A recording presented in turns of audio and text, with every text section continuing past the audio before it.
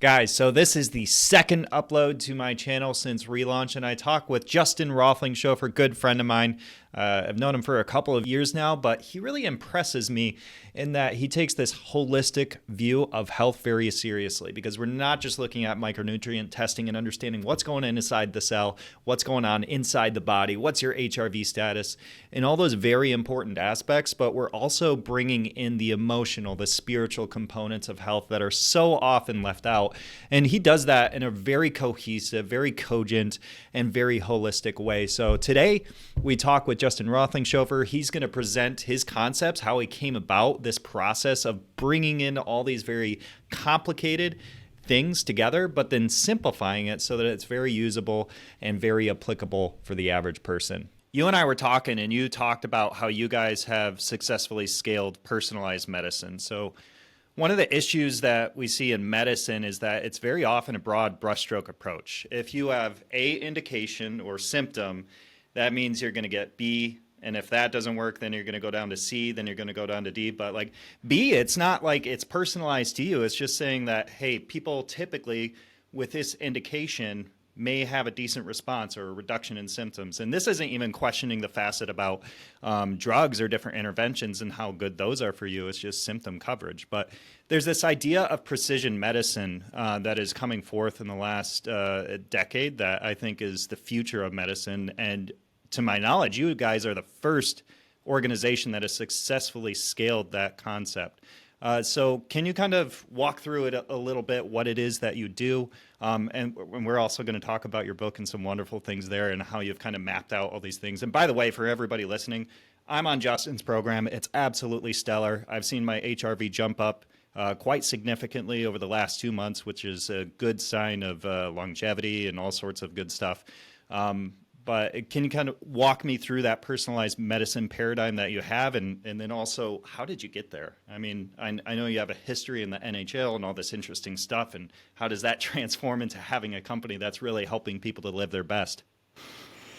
Yeah, so I'll start on kind of like my journey, Mike. I think that'll just help people kind of really understand, okay, why are we passionate about this? Why have we leaned into this? Why is this the mission and vision and goal of what OWNIT is and what we're ultimately leaning into? And so if you go back to my history, born and raised in Canada, I was a hockey player, and at 12 years old, my dad said to me, son, talent will get you noticed, but consistency will get you paid. And from that moment on, something flipped in my head to be like, how can I become the most consistent version of myself? What does this look like? And how can I live differently and in accordance to that? And at 13, you have to realize, like, I don't have access to all of these things. This is 1998. And it's like, hey, what does this actually look like for me? And so I got on to the National Strength and Conditioning Association's quarterly peer-reviewed journal list. I got onto the America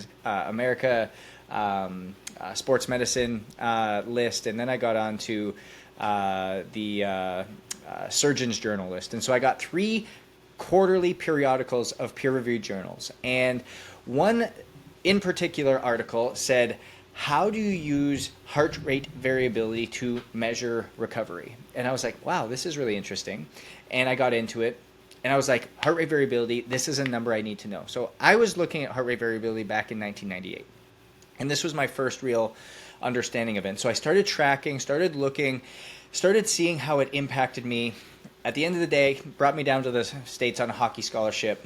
Came down here, got my master's degree, did my postgraduate doctoral work in heart rate variability and sleep, and made my first step into the National Hockey League back in 2009, 2010, and really looked at how are we utilizing the data that we're getting. We had all of this great information. We had blood work, we had training load numbers, we had heart rate numbers, we had all this stuff, but it all sat on a shelf.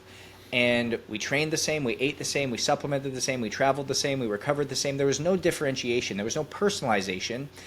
And yet we wondered why athletes were getting sick, getting injured, seeing the same types of energy lulls in the same time and the same capacities and the same numbers. And I was like, what if we did things differently? What if we actually did N of 1 solutions for these players? And guess what the biggest pushback was all the time when I brought that up, Micah?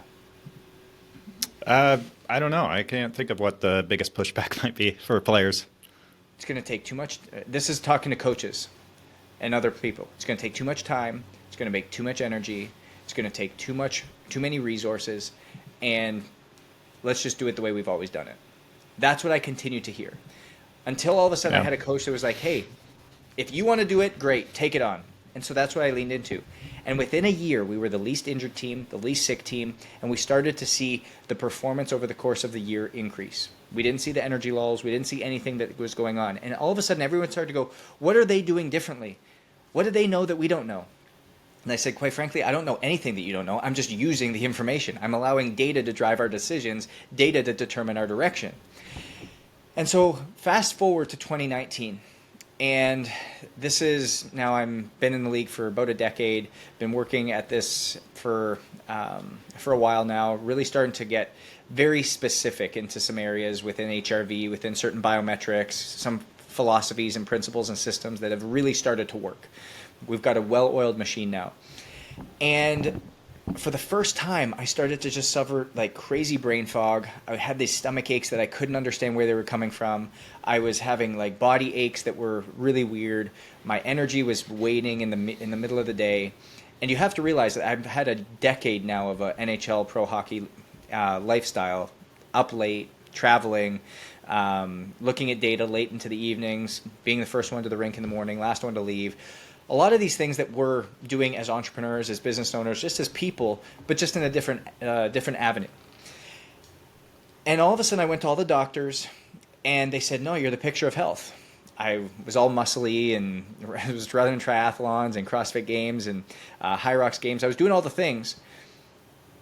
But they said, no, you're the picture of health. And I was like, no, something's wrong. So then I went to the functional medicine docs. I went to the naturopaths.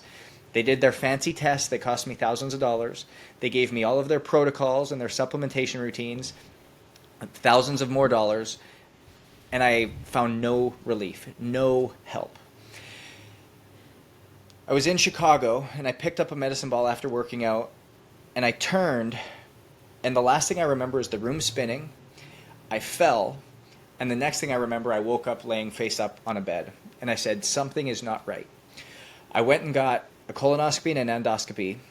They found 4 polyps the size of my thumb, all precancerous in my colon, and they found a ulcer the size of a quarter, also precancerous in my stomach. And the surgeon said to me, hey, you know what? I'm so sorry we didn't catch this earlier, but if we hadn't done this, if you hadn't continued to push and ask, you wouldn't have seen your 35th birthday. And so I was 32 at the time. And that just hit me like a bag of bricks. And what I realized was that what I was doing for my athletes was what was needed and what was missing in personalized precision health for everybody else. It wasn't an athlete problem I was solving. It was a human problem. And so that started the exodus when I left the NHL, started OWNIT, to really have a mission of redeeming the health of the world by educating, equipping, and empowering people to take ownership of their health in a personalized way and take the leading cause of death in the United States, which is chronic illness, from 71% down to less than 50% by the year 2030. That's our mission. That's why we exist. That's why we're here. And it all starts with allowing data to drive our decisions in what it is that we do and where we go. Now, our process and how we do that and what that now looks like is it really is a three-pronged approach. Three-pronged approach to what we do with any person in any way, in any facet, and how we operate. The first prong is biometric data. I want to understand the biometric data of every single person that comes into my ecosystem, and there's 3 major components that I want to know and understand. Number 1 is heart rate variability. How is your body handling stress and strain in which you're being exposed to? Number 2 is sleep quality. How dense and how high quality is the sleep that you're actually getting in restorative, slow wave, and REM sleep? And number 3 is VO2 max. We can do that either through an actual VO2 max test, or we can do it estimated through taking max heart rate divided by resting heart rate multiplied by 15.3. What are these 3 biometric numbers? Because this gives us a deep understanding as to how your internal health is operating. Because just because nothing is broken doesn't mean that everything is right. So I want to know the biometric data. What are the signs that the numbers are giving us? Then we do what we call cellular deficiencies. This is block number 2. Cellular deficiencies requires a cellular micronutrient test. Now, it's a blood test. A lot of people go, oh, I've got my blood testing done. But you're not getting blood or cellular testing done. You're getting serum testing done. And the difference between serum and cellular testing is you can have high levels of vitamin D, high levels of vitamin A, high levels of vitamin K, high levels of chromium, iron in the serum, but it's not available to get into the cell in which your body can actually use it. And so with all of this testing we were doing, which was, again, my issue when I was going to the doctors, when I was going to the functional medicine practitioners, Insight Tracker, 10X Health, Get Blokes, you name it, they all do the serum testing. My numbers all looked great. I didn't have any deficiencies. But when all of a sudden I did a cellular micronutrient panel, I had 18 vitamin, mineral, and amino acid deficiencies. Now, chronic stress creates chronic deficiencies, which create chronic symptoms, which create chronic illness. That's the ladder. So all of a sudden, if we do our cellular testing, I can now create custom formulated, custom compounded supplementation, and we can talk about that in a little bit as well as get truly personalized nutrition. Not what's this diet better, is this diet better, is this food better, is that food better, but what are you deficient in cellularly? What foods are high in those minerals, amino acids, and vitamins? And then custom formulate supplementation. Well, if we get these two things operating really well, if we're doing things right, when we retest, cellular deficiencies should go down. If cellular deficiencies go down, HRV should go up, sleep quality should go up, and VO2 max should go up. These are the things that ultimately we now allow data to drive decisions, which takes us to the third pronged effect, which is custom habit formation, or what I call life by design. And we look at 4 different areas of your life. We look at build, which consists of training and mindset. We go to fuel, which is nutrition and hydration. We go to renew, which is self-care and environment. And we go to repair, which is immune response and sleep. And so when we look at these 8 foundational principles and these 4 pillars, we can now make customized habit decisions, customized habit behaviors based upon time of the year, based on seasonality, based off the season of life you're in, based off your priorities, based off your past experiences, based off what your desires are, and then look at if it's implementing and impacting your data that continues to drive the flywheel. So data is the flywheel. Data is the handle that we're constantly pulling to validate or to drop off whether the habits that we're adding or subtracting are worth it or not. Well, there's a fire hose of information. I mean, you're really covering probably more than what most people would realize. It is a big deal. And mark my words, pharma is going to bastardize personalized medicine. I mean, when I did a tour in the Biopharma Crescent, which I did recently, and everybody might hate me for that. Not hate me, but it was kind of interesting because we were there with a company. Lines. Yeah, it's kind of, man, I talked to Joe, who I work with, and I was like, if we had a camera on, we'd be in a river somewhere, because it was like, maybe not that bad, but it felt a little bit gross. Like, for example, we saw Purdue Pharma still up and running, who caused the opioid crisis, and people think they're shut down. Like, there's still steam rolling out of the production factory. They're still there doing their thing. They made some agreements. Nobody went to jail, and they're still producing OxyContin, just like the good old days. But yeah, but anyway, I remember talking to some of the economic developers, and by the way, I should clarify why I was there. We were there because within ozone oil, there are peroxides that we're doing some research in, and hopefully can use that as a beneficial tool. There are some good companies there in the mix of this thing, and so it is a place that you can go and get access to resources you wouldn't otherwise, but it definitely... You're kind of in the belly of the beast there, and you experience that, the overlap between government, be that the economic developers and the DoD, the pharmaceutical companies and the universities. It's pretty astounding. It's scary and impressive and bad. That being said, like the number one thing that they were looking into is how do we get into precision medicine with gene-targeted therapies and things like that. But they're going to take it and bastardize this thing. I've seen the same thing in our sphere of like natural or integrative medicine is where now you have all these like wellness clinics out there that have the red light, they have the thing, but there's really no intake, there's no quality assurances, there's not really a focus on outcome, there's a focus on sales funnels. And so it's like I noticed a big transfer over starting in 2018, 2019 with all these like there's a lot of fantastic places and there's a lot of places that are just kind of into it, and you can kind of come in and get what you need. And it's not necessarily that they're doing that by design. It's just because they don't know a better system, right? And so they're trying to bring these modalities that are really helpful, but then there's the question of how do you really give somebody what they need? And so that's what I think you've brought in. But one of the questions I have is like, so we do have a surplus of data, right? Like we can get data on all sorts of biomarkers, all sorts of stuff. And there is an issue with translation in the sense of like, and not even just making sense of it from like a biological perspective, but also the translation into what is the outcome that happens. Do people feel better? Are they experiencing life better, et cetera? So how did you kind of take all the different things that you were looking at and find that HRV, VO2 max, and sleep quality were the biggest needle movers? Yeah, so really good. So again, when I take a look at where I've gone in terms of research and looking at just the extrapolated data that we had in terms of what creates longevity, what is really maximizing our health, Harvard came out with a couple studies back in 2019. And what they were showing was that the biggest way to impact your body and the longevity in which you're operating in is quality sleep, higher HRV, meaning you're adapting to stress better, steady blood glucose, minimize cellular deficiencies, and optimize VO2 max. Those 5 areas were really the key. And if you think about it, it makes sense. If we have a higher VO2 max, we have a higher ability to utilize oxygen.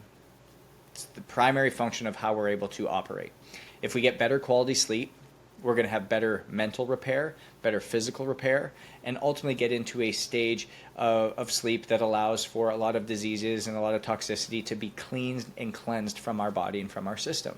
If you have a steady blood glucose, again, your body's not having to adapt to things real well, and you're probably eating better as well. If you have lower cellular deficiencies, it means you have the raw nutrients and raw minerals to actually make sure that your body is functioning properly. And then if you have a higher HRV, it means your body is adapting to the stressors that you're putting it under, and it's not under that chronic stress. And so for me, it was like, okay, what's going to be the simplest, actionable way in which we can lean in? And you look at levels, and you look at a lot of these other continuous glucose monitors. Those are great, but at the same time, I think we shoot for perfection too often in trying to get perfect numbers. And our body is this constant evolving and adapting species that's taking these things and moving and shifting and adjusting. And so when it comes to blood glucose, the biggest number I want to look at is your fasting glucose and your HbA1c. And if we're not pre-diabetic and our fasting glucose numbers are acceptable, amazing. Let's leave it at that, and let's touch it in that area. We can go deeper into a continuous glucose monitor, but the biggest thing that's moving the needle, if you have a higher VO2 max, as Peter Attia says, you are going to be further away from death. Straight up. The higher your VO2 max, the further away from death you are, because your body has an optimized way of optimizing and utilizing oxygen. So if you have a higher VO2 max, you're probably going to be leaner, you're probably going to be fitter, you're probably going to be more mobile, you're probably going to be able to be exercising regularly, you're probably going to be stronger. All of these things that impact and have a quality of life and feel better more energetically. Number 2, if you have a higher sleep quality, you know you're going to be more energetic, you know you're going to be more mentally clear, you know you're going to feel better, and you know you're going to operate at a higher level. Number 3, again, all the data shows mortality rates decrease substantially when you have a higher HRV number. So if you have a higher HRV number, you're adapting to stress better, you're getting better sleep, and you have a higher VO2 max number, that is the way to say, hey, I'm doing everything possible to optimize how my body is functioning mentally, spiritually, emotionally, and physically to make sure I have a holistic, integrated component of my health. And these 3 metrics are something quantifiable that I can trust, that I can lean into, and that create my personalized decision structure as to what I do and what I adopt and what I need and when. And so on top of this concept of data, we also then integrated coaching. And the coaching integration is what changes the game, because anybody can grab a Whoop band or an Oura ring or a glucose monitor or do a VO2 max test. But what do you do with it? What do you do with the data? How do we Yeah. implement this? And that's where we've really changed the game, is making sure that you can have somebody hold your hand, somebody who can make it easy for you to understand, so that you now feel empowered and equipped to make the decisions necessary to see the changes long-term and sustainably that you need. So you're not reliant on us for 10 years or somebody for a plan. You now are able to take ownership of that, because you're like, oh, HRV went up. That means that this habit and behavior is of high quality for me. This HRV went down. Oh, look at this habit and behavior is something that I should actually stay away from. So you now feel like you have agency over your life and over this thing that for a long time was very confusing, was very abstract, and quite frankly, turns into something that's oftentimes obsolete for a lot of people. Yeah, and there are some hyper complex situations that can be really difficult to get to the bottom of, but that's not like covering, 98% of people. I think it's important, like, so I often think of things in terms of lead and lag measures. You're probably familiar with that idea, but a lag measure would be like HRV data, VO2 max, maybe not sleep quality so much, but essentially all it means is, like, if we are measuring this thing, the that's the result. The thing that we did to get to the result has already happened. And so that's helping us to identify maybe an objective. Maybe I want to get my VO2 max up to here. Maybe I want to get my HRV up to here. That's an objective, but it's not actionable in any sense, right? So if I say I want to increase my HRV by 20%, it's like, great, but just by saying that, you don't necessarily know how to increase it. And so it's really important to have that lead measure that you guys implement, which is the coaching side of things. So those are the actionable things. What are the things that lead to a higher HRV? What are the things that lead to a higher VO2 max? And like you said, you're validating that this process of how we get there through the measurements. And these measurements are so valuable. But yeah, it boils down to the implementation, and that's what I love that you guys have done terrific at. I actually had a call with my health coach, Dana, right before this, and I was like, hey, some of the things I'm struggling with, and it's really helpful, but I think the thing I really love about it is that it really engages my mind, and I have somebody to talk to that's like an expert in this and really understands it. And because so often I'm just going through the day of what do I need to get done and all those kinds of things, but this gives me a break from that to really like understand my own information from my HRV and these types of things. So it's just massively helpful to have that implementation portion.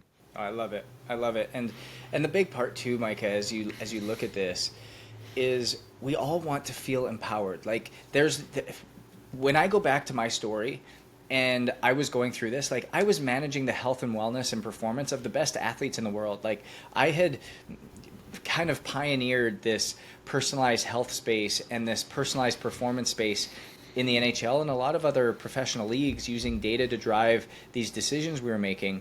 And here I am sitting and I can't figure it out for myself because I'm not listening and I'm not doing the things necessary.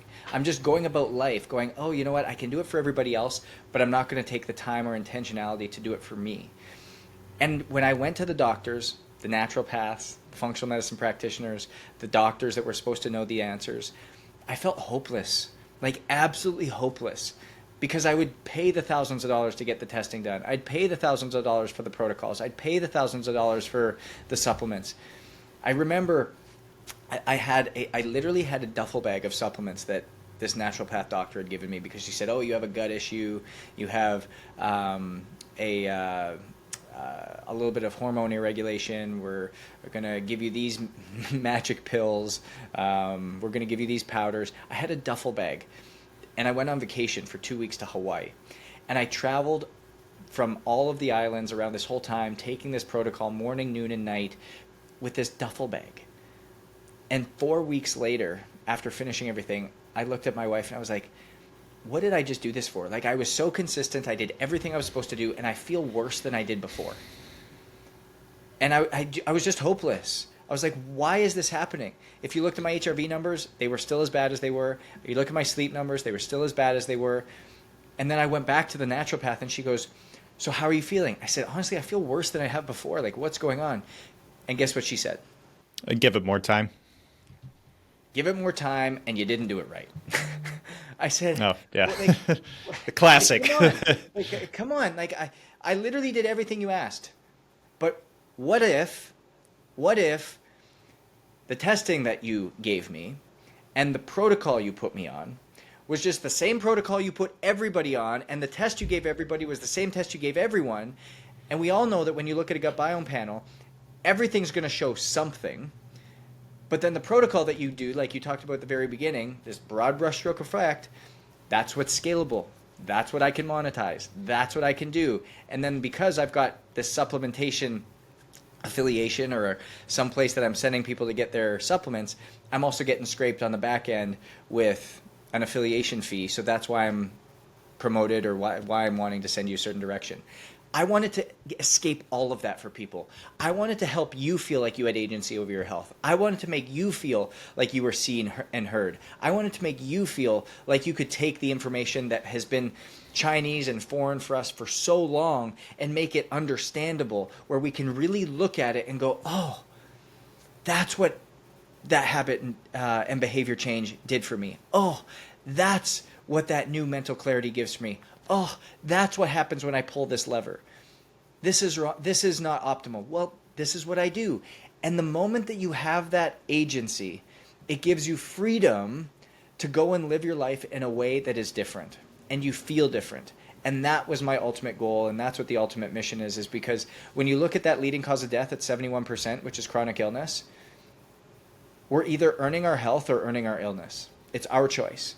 The actions that you're taking today are a vote for the person that you want to become in the future, not just in the type of person you are, but the type of health you will have. And so you're either earning your health or you're earning your illness. And if you don't know your numbers, you don't know your data, you're only having one choice, which is going to earn my illness. Yeah, you are who you have been becoming is a phrase Yes. I like, which is like you are the culmination of all the habits and actions and thoughts that you've had to date, which is also good news because you can change that. You can change that going forward.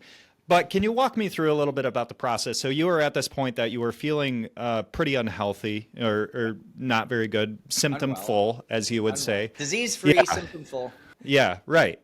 So what was that like journey like for you? So you talked to this naturopath physician. They're like, hey, you're not doing it right.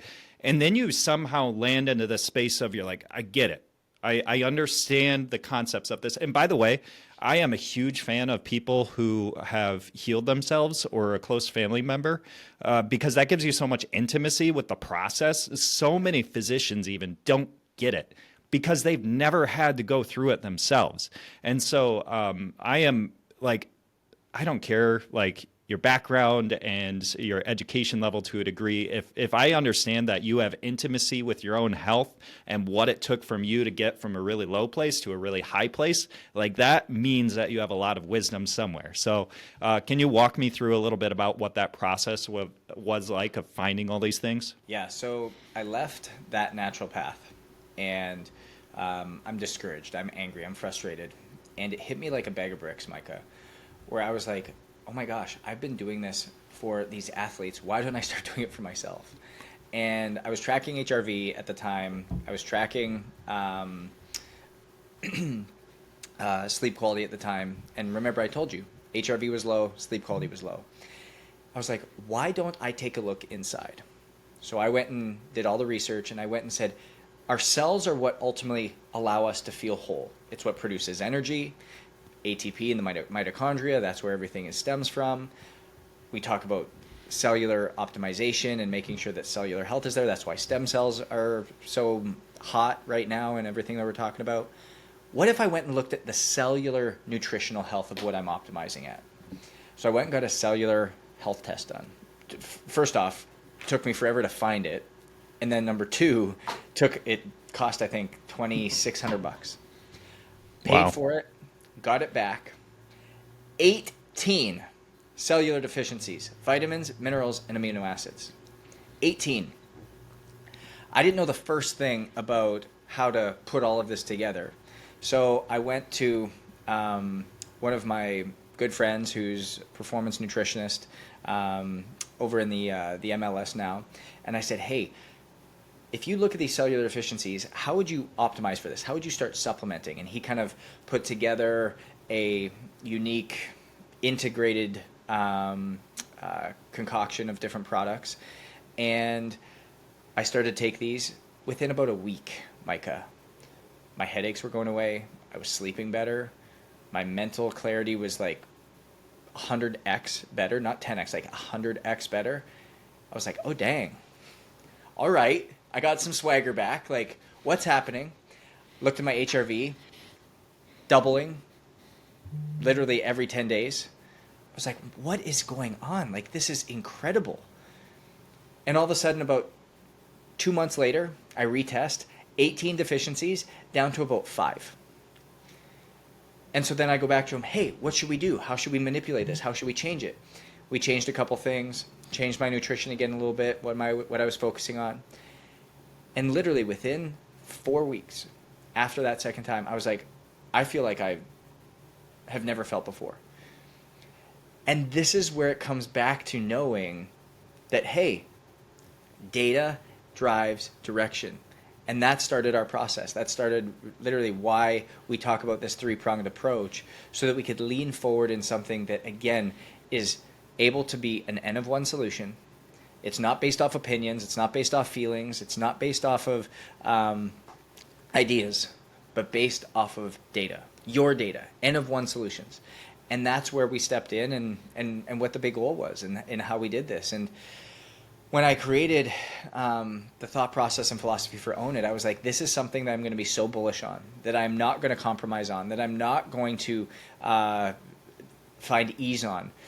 And I even took it a step further as, okay, now what does it look like to actually custom formulate? So you're not just getting 8 or 9 supplements in a shoebox, but rather a single supplement, a single product that's built for you so you can be more therapeutic in certain vitamins, minerals, amino acids, cofactors, enzymes that need it, and then back off on some of the other ones that may be just slightly interacting. And you can build something that's unique to you that you can then reformulate based off of testing and continue to keep moving forward in a powerful way. Continue to keep driving the changes in nutrition that's a personalized way. So it's not some random diet, because I always say if your diet has a name, it's probably the wrong one for you. And we can actually now have like a purposeful, personal, practical, applicable, sustainable solution that now literally just becomes how you live. So getting into the testing a little bit more, because it's like you've been teaching me a lot about this, which is super helpful. In regards to the like micronutrient testing, so which cells what kind of cells are we looking at when it's trying to assess like, okay, so that's kind of the first question is which cells are we looking at? Yeah. And then secondarily, if there's like, say, free-floating like vitamins available, but the cell is not housing it, it's not bringing it in, right? Because that's essentially what we're saying the difference is, because there's some stuff outside of it, but it's not getting in. What are the things that are causing it to not get into that cell? Yeah, so really, really good. So what we actually end up looking at is the lymphocyte. So we look at the lymphocyte, which is actually intracellular, so intracellular testing, versus the serum, which is extracellular, so looking outside of the cell. So a serum test measures everything outside of the cell in the liquid, basically the plasma part of the blood, which is ultimately known as an extracellular test. An intracellular test looks at everything inside the red and white blood cells that are essentially floating around the plasma. And so the reason this becomes really important is because every biomechanical, biochemical reaction needed to sustain life, like energy production, cellular repair, detoxification, growth, protein synthesis, genetic expression, et cetera, all occur inside the cell. So measuring nutrient levels outside the cell tells you nothing about what's going on intracellularly, where metabolism and everything else takes place, basically where the nutrients do their job. And so it becomes so important that we know what's happening inside the cell and internally, so we can now have a really powerful operation there. Going back to your second question about like, what about low intracellular micronutrient status? Like, what does that actually look like? What I'm trying to understand, I guess, is like, so if we have like free floating, like say vitamin K is outside of the cell, but we want it inside the cell, like what's causing it that it's not getting in there? Yeah, great question. There's enzymes, cofactors, other vitamins, other nutrients. So let's take vitamin D, for example. Vitamin D, in order to get into the cell, requires NAC, requires calcium, requires vitamin K. And so we could have a vitamin K deficiency, which is actually driving your vitamin D deficiency. We could have an NAC deficiency, which is actually driving your vitamin D deficiency. We could have a calcium deficiency, which is actually driving your vitamin D deficiency. We all of a sudden go and have a glutathione injection, it's like glutathione drip. The reason that we start to feel better often off of that is not because glutathione is something that we require, but glutathione drives up the ability to take vitamin D and pull it from the serum into the cell. And so there's different cofactors and different enzymes that help with the absorption of the raw nutrient, the raw material from the serum into the cell for a bioavailable, usable form. And that's the complexity of it. So often we see, like, how often have you gone to the doctor, Mike, had done a serum test, and the doctor goes, oh, you're deficient in vitamin D. If you're deficient in vitamin D at the serum level, that is a huge wake-up call, because you are guaranteed to be deficient at it at the cellular level, and even more exponential. Yeah. And if you're deficient at it at the cell or at the serum level, there's a big reason as to why for about a lot of other nutrients, vitamins, minerals, and amino acids that you haven't even measured yet. And so that is why it's so critical. And when we get this number back from the doc and like, oh, everything's good, everything's healthy, you got high levels of everything, or maybe you just have slight low levels of vitamin D, and they're like, here, let me put you on 5,000, 10,000, 30,000, 50,000 IUs of vitamin D. It's not about just cranking the vitamin D, it's what else are we deficient in that's not allowing it to be used by the body and change how we're operating. That makes sense. I'll give you a quick story. I was just going to recap it. Let me recap it because I want to make sure that I'm tracking with it properly. So like inside the cell, you could do two different tests, right? One's looking at just like on the serum. It's like, all right, you have these vitamins, you might be deficient in these, but when we look inside the cell, we're seeing all the deficiencies inside the cell. And then that informs the supplementation of like, hey, you need these ratios because like you said, vitamin K and vitamin D have a very close relationship. And so if we see that inside the cell vitamin D is low, in the serum it's good, we know vitamin K is the need to bring it into the cell. Exactly. Okay. Yeah. And what was the story you were? And then we'll get off this train of thought in a second here because we've been talking about it for a while. I want to get into kind of the faith, the emotional side of what you do as well. But continue on with what you were saying.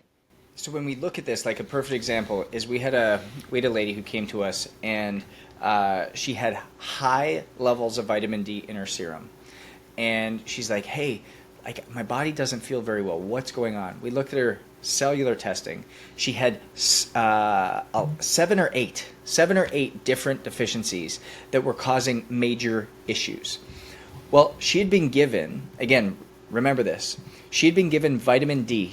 They said, well, because you're not feeling well, even though you had high levels of vitamin D, they were a little bit lower than optimal, but they still were high. They gave her 50,000 IUs. 50,000 IUs of vitamin D. And when we that's like serum, a once a week dose. They were having her do it every 4 days. And so when you looked at this and we looked at her serum testing, her cellular testing, she was majorly deficient in vitamin D at the cellular level. And then when we even looked at it after, without even us doing anything, she went from majorly deficient and it bumped by about 6%. That's 50,000 IUs every 4 days. And so it still wasn't being used and brought into the cell, which tells us that there's other things that are causing the issue. And so that's where I come back to this concept of knowing that it's a holistic, closed system. It's not as easy if you're deficient in X, you need to supplement with X. It's what's actually going on so that we can support the system and make sure that what's happening at the cellular level is actually changing. All right. So we have this system that you've developed where we're getting into inside of the cell, literally. But you also expand that into the emotional well-being of the person, the spiritual well-being of the person. So how do you kind of wrap all these things together where it's like, yes, we are getting the granularity that's needed for understanding what nutrients your body requires, but we're also addressing things such as emotional and spiritual wellness? Yeah, so it comes from a couple reasons. Because number one, mental, physical, spiritual, emotional stress, your body doesn't know the difference. That's why I think heart rate variability is the universal best single metric to understand holistic health and wellness. Mental, physical, spiritual, emotional, real, perceived, positive, negative stressors, body doesn't know the difference. The only goal of the body is to keep you alive.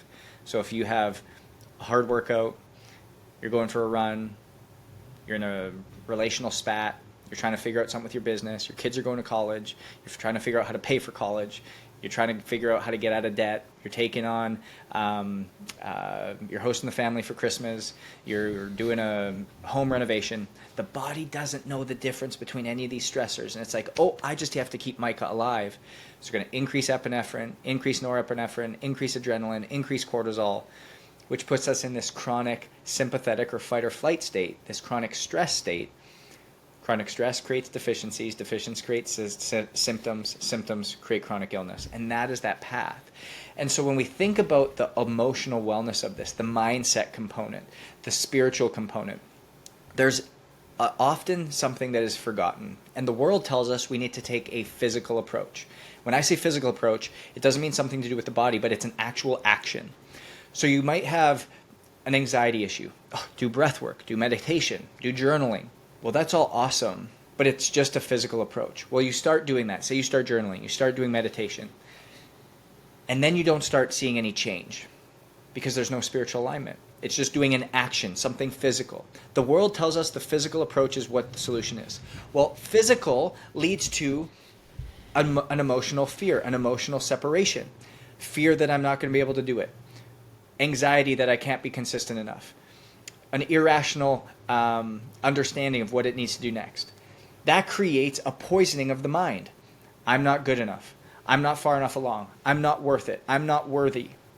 Which creates separation spiritually from what we're called to do, from what we're supposed to be well for.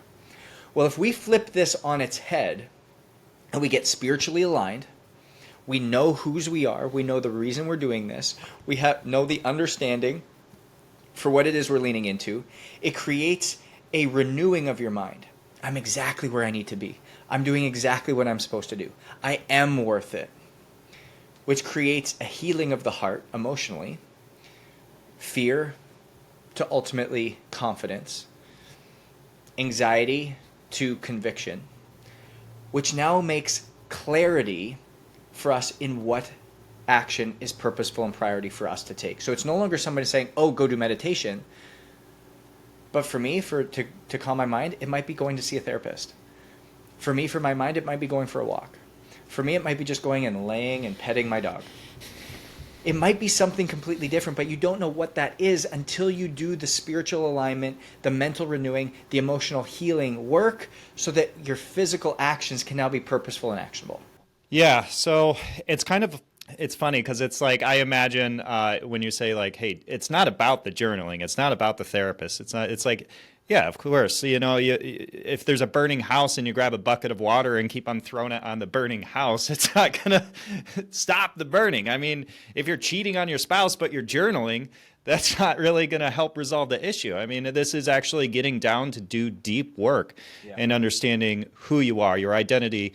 Obviously you and I have a common belief, your identity in Christ and all those things. And you guys really help to bring that into this whole concept of like, hey, it's not just about your micronutrient testing. Sure, that's an aspect of your physical health, but now we're involving in the emotional, spiritual component, which is allowing you not only to get healthy in that regard, but really to step into your calling. And that's where it's really powerful. 100%. And this is where, when you actually start digging into like how we work with people, in a one-on-one, deep, integrated way. There's a bunch of ways in which people enter into our ecosystem, and this holistic model that I'm about to explain to you isn't for everyone. Not everybody wants this. Some people just want their cellular testing and their custom formulated supplementation. That's okay. Maybe that's their best next step. Some people want the testing and the biometric coaching to be able to help guide them on the habits and behaviors that they need to do in a little bit more purposeful way. That's great. That's maybe their next best step.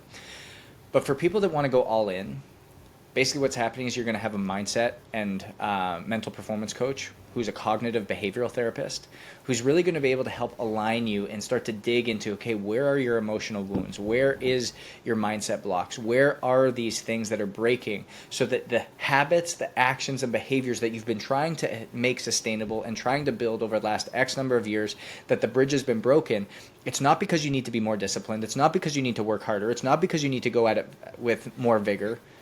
It's because you have a mindset block or an emotional wound that needs to be healed, that you need to get more spiritually aligned upon, so that you can draw that bridge again and you can actually make it sustainable. So you're going to have a mindset and cognitive behavioral therapy coach. You're going to have a health coach who's going to be able to guide you on all of this biometric data and make it clear to you and hold your hand based upon these things. And then you're going to be able to do all of your testing to be able to now have that purposeful and actionable approach as well. So that's what that cohesive integrated system and model looks like, so that we can really be personalized in this approach. Yeah, and there's so much value in that because, I mean, you've helped me through the last year significantly. Like we've had our own trials and tribulations, so to speak, and in a much stronger place now, like spiritually, mentally, physically, and it's just been massively helpful. I remember one thing you told me, and I've heard you say a number of times, but you got to put your life in the right order. And I actually have a video on this channel where I quoted that. It's like, if your life is out of order, it's going to feel like you're chasing everything around. And that was very much the case. Like, I didn't really fully understand what you meant because I didn't have, again, intimacy with the issue. But I was like, well, I'll listen and, and do it anyway. And then I understood. It's like, yeah, I am kind of running around chasing these things and not so much allowing like my structure and the way that I'm best suited to operate and things to kind of come into my, and it's hard for me to describe. I'm still kind of working with it, but man, it did make a difference. So another thing that was kind of interesting to me is the way you said you wrote your books. I think you told me, and I've only written one book, and I'm sorry guys, it's not launched for those listening. If you know about the issues that I've had in the past year, then you know why, and if you don't, I'm sorry. But yeah, you said that I think you go in the sauna and then you make notes on your phone about what you want to write about. You go and work out, you listen to the notes and make some further iterations, but then you sit down for 3 hours every single day, or maybe it's 5 days a week, I don't know, and write. So you're actually quite a prolific writer. You've written a number of books. Can you tell me a little bit about this new one that you've come out with? Yeah, the power of ownership. So that's exactly my process. That's the iterative steps that I take that have just really worked for me. I love getting my thoughts down, and then I love hearing them back to go, oh man, that was a dumb idea, or oh no, that actually sounds really good, and I want to add to this. And so in the power of ownership, really, as I was writing this book, this is the cool thing, I'll tell this story, is I finished writing the book 5 days before the editorial deadline. And I went to bed that night. My wife and I celebrated. We were so excited it was done. And I woke up in the middle of the night and I just heard very loudly, this isn't the book that I asked you to write. Just hearing God's voice so loudly. And I woke up in the morning. I was like, nah, I'm going to submit it anyways. Like, there's no way I can rewrite this thing in 5 days. Yeah. And the rest of the day went on. I couldn't submit it. I said, I'll go to bed tonight, and if I wake up in the morning, I'll submit it then. Went to bed, made it to 11:45. Woke up, I was like, I need to redo this thing. I need to rewrite it. I need to orchestrate it differently.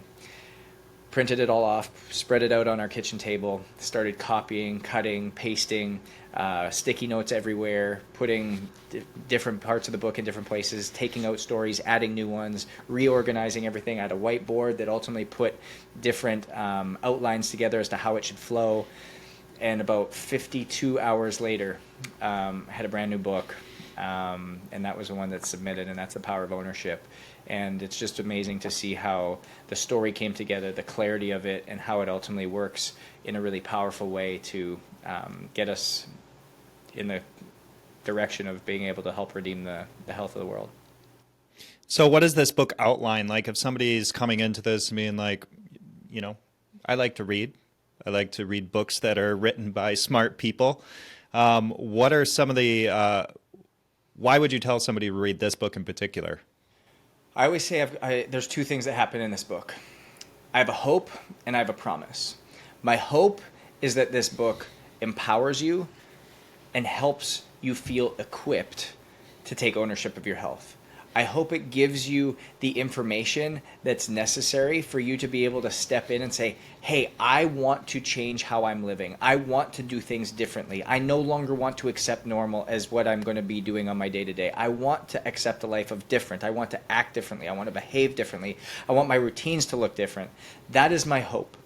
My promise is that this will be simple. It will be super simple. The way I explain things, the stories I tell, the way in which I break things down, the analogies I give, it will take the complexity of what health has been made in our industry and make it so simple and personal for you. You'll be reading it and you'll be like, oh my gosh, I can do this. Oh my gosh, this makes so much sense. Oh my gosh, I understand this concept for the first time because it's not just sciencey jargon. And so that is what I want people to know that they'll get out of this. My hope is that it equips and empowers you.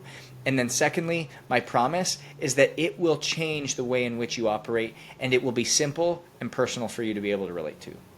So guys, you might notice that on my channel I have one other video. This is my second video since relaunch, so I don't post very often, right? And there's a reason that I'm on here right now with Justin is because he's the real deal.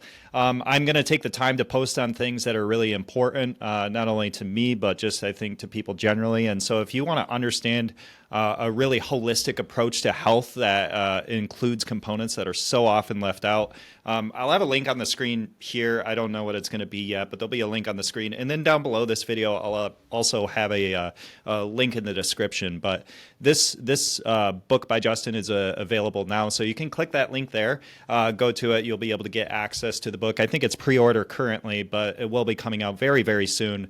But I highly encourage you guys just to, if you are at the point that you're like, I really want to dig into not only my health, but the health of my overall life, including family, including spiritual, including emotional, including physical.